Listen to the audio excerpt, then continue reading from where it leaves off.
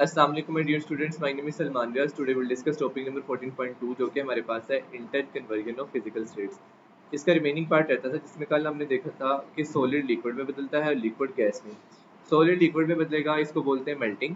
और अगर liquid gas में बदलता है तो इसको हम क्या बोलते थे, बॉइलिंग पॉइंट के ऊपर ऐसा होता है कि सॉलिड जो है जो लिक्विड जो है वो गैसियस स्टेट में बदलता है। बट ऐसा भी हो सकता है सॉलिड डायरेक्टली जो है चेंज हो जाए, किस चीज़ में डायरेक्टली चेंज हो जाए गैस के अंदर, तो उसको बोलते हैं सब्लिमेशन। अच्छा, आज हम जो देखेंगे वो है गैस वेपर को हीट करें। अब उल्ट देखेंगे कि हमने गैस वेपर को हीट उससे उससे हीट क्या होगी, रिलीज होगी। हीट रिलीज होने से लिक्विड बनेगा, उसका उल्ट प्रोसेस है। कल हमने देखा कि लिक्विड गैस में बदलती है। आज हम देखेंगे गैस लिक्विड में किस तरह से बदलती है। कंडेंसेशन का प्रोसेस है the process by which a gas or a vapour is converted into liquid upon cooling. Heat release होने से या कूलिंग होने से जो गैस है, वेपर है, वो लिक्विड में चेंज हो जाए। जैसे जैसे टेम्परेचर डिक्रीज करता है वैसे वैसे गैस मॉलिक्यूल्स की काइनेटिक एनर्जी डिक्रीज होती है, जिसकी वजह से मॉलिक्यूल्स एक दूसरे के करीब आते हैं। करीब आने से उनके दरमियान इंटर पार्टिकुलर अट्रैक्टिव फोर्सेस बढ़ती हैं, जिसकी वजह से वो लिक्विड बना देते हैं। ये आपका कहलाता है कंडेंसेशन। कंडेंसेशन पॉइंट कहता है एक suitable lower temperature at which increase interparticular attractions bring gas molecules so close together they change into liquid form। कहता है एक ऐसा सूटेबल टेम्परेचर जिसके ऊपर इंटर पार्टिकुलर इंटरेक्शन इस कदर ज्यादा हो जाती हैं कि वो मॉलिक्यूल्स को एक दूसरे के करीब लाकर, मतलब इतनी ज्यादा होगी कि वो लिक्विड में बदल जाती हैं। सिंपल ये कह लें कि हमने पढ़ा था ना, सॉलिड में सबसे ज्यादा होती हैं, लिक्विड में उससे ज्यादा और गैसेस में सबसे कम इंटर पार्टिकुलर इंटरेक्शन। तो इंटर पार्टिकुलर इंटरेक्शन उस लो टेम्परेचर के ऊपर ज्यादा हो जाएंगी कि वो उसको गैस से लिक्विड फॉर्म में बदल देंगी। For a pure substance it is the same temperature. Pure substance के लिए कहता है ये वही टेम्परेचर होता है जो कि उसका बॉइलिंग टेम्परेचर होता है, बॉइलिंग पॉइंट होता है। अब ये जरा देखें, कहता है as a gas is cool, जैसे गैस को कूल किया जाता है, kinetic energy of its molecule decrease, तो उसकी काइनेटिक एनर्जी जो मॉलिक्यूल्स की वो डिक्रीज करती है। Slower molecules come closer together, जो जिनकी स्पीड कम होती है, काइनेटिक एनर्जी कम होती है, एक दूसरे के करीब आते हैं। करीब आने से उनके दरमियान इंटर पार्टिकुलर अट्रैक्टिव फोर्सेस ज्यादा हो जाती हैं, सिग्निफिकेंट हो जाती हैं। जब वो सिग्निफिकेंट हो जाती हैं तो वो पॉइंट कहलाता है कंडेंसेशन पॉइंट। कंडेंसेशन पॉइंट वो पॉइंट होता है जहां पर मॉलिक्यूल्स के दरमियान अट्रैक्शन इतनी ज्यादा हो जाती है कि वो उसको लिक्विड में कन्वर्ट कर देती है।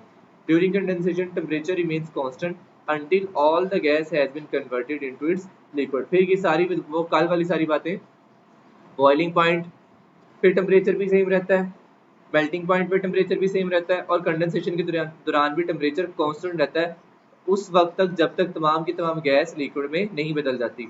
कांस्टेंट टेम्परेचर कंडेंसेशन के दौरान क्यों होता है, कहता है जैसे मेल्टिंग और बॉइलिंग में हमने कहा था कि टेम्परेचर कांस्टेंट रहता है, इसी तरह से कंडेंसेशन में भी गैस का टेम्परेचर कांस्टेंट रहता है through out the condensation process until all the gas has been fully converted into liquid। उस वक्त तक जब तक तमाम की तमाम गैस जो है वो लिक्विड में कन्वर्ट नहीं हो जाती। अब इसकी समरी देख लेते हैं। मेल्टिंग किसको कहा जाता है, सॉलिड से लिक्विड में बदलना है उसको मेल्टिंग बोलते हैं। इस दौरान हीट अब्जॉर्ब होगी, टेम्परेचर कांस्टेंट रहेगा और कोहेसिव फोर्स ओवरकम हो जाती है। वेपोरेशन क्या था, लिक्विड से गैस में बदलना, लेकिन ये फिनोमिना कैसा होगा, सिर्फ सरफेस पे होगा, किसी भी टेम्परेचर पे हो सकता है और इसके लिए कोई फिक्स्ड टेम्परेचर पॉइंट नहीं चाहिए होता। बॉइलिंग क्या है, लिक्विड से गैस में बदलना, और ये सरफेस से नहीं होता बल्कि थ्रू आउट द लिक्विड हो रहा होता है। जब वेपर प्रेशर एक्सटर्नल प्रेशर के इक्वल हो जाए तो उस दौरान बॉइलिंग पॉइंट होता है और टेम्परेचर कांस्टेंट रहता है इस चेंज के दौरान। कंडेंसेशन का क्या है, गैस से लिक्विड में बदलना, इस दौरान हीट को रिमूव किया जाता है, मतलब हीट रिलीज होती है और क्या कह लें हम कूलिंग करनी पड़ती है, तो टेम्परेचर कांस्टेंट रहता है इस चेंज के दौरान और अट्रैक्शन जो है इंटर पार्टिकुलर अट्रैक्शन वो इंक्रीज हो जाती है। और उसके बाद है प्रिंसिपल, यूनिवर्सल प्रिंसिपल क्या है, temperature stage constant during any state change. ये यूनिवर्सल प्रिंसिपल है कि कोई भी स्टेट चेंज हो, चाहे वो मेल्टिंग है, चाहे बॉइलिंग है, चाहे कंडेंसेशन है, वो सब्सटेंस का टेम्परेचर नहीं बदलता।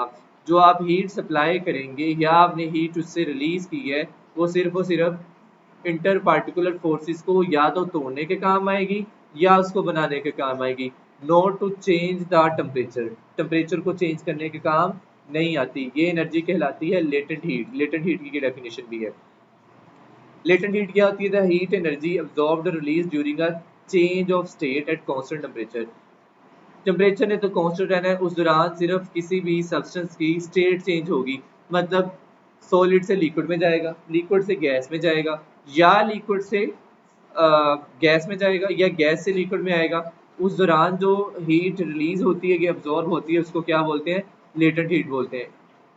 दिस इज हिडन एनर्जी, इसको हिडन एनर्जी भी बोला जाता है क्योंकि ये सिर्फ स्टेट ऑफ मैटर को चेंज करती है, सब्सटेंस के टेम्परेचर को चेंज किए बगैर। स्टूडेंट ये था हमारे पास inter conversion of physical states. मुझे उम्मीद है कि आपको इस टॉपिक की समझ आ गई होगी। अगर किसी बच्चे का कोई क्वेश्चन है तो वो कमेंट सेक्शन में नीचे पूछ सकता है। मिलते हैं नेक्स्ट वीडियो में, तब तक के लिए अल्लाह हाफिज़।